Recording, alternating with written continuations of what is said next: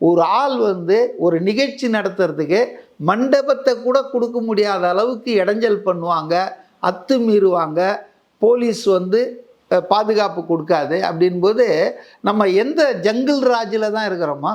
we are not living in a democratic state.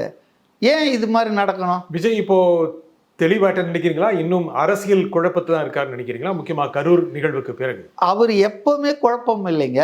மற்றவங்க தான் தற்கூறிகள், விஷயம் தெரியாது, அனுபவம் இல்லைன்னெலாம் பேசிகிட்டு இருக்காங்க.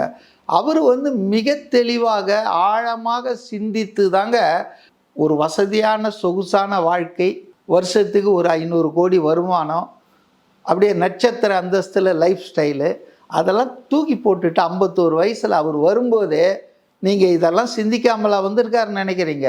அவர் வந்து எப்போ தன்னுடைய ரசிகர் மன்றத்தை விஜய் மக்கள் இயக்கமாக மாற்றினாரோ அப்போவே it was a first step towards A political party.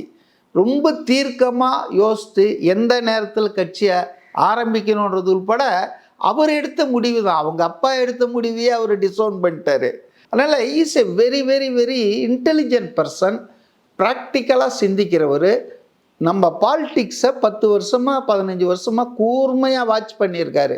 அநேகமாக மற்ற நடிகர்கள் தமிழ்நாட்டில் இப்போ இருக்கிற கரண்ட்டு நடிகர்களுக்கு அந்த அளவுக்கு அரசியல் ஞானம் அறிவு இருக்குமான்னு எனக்கு தெரியாது.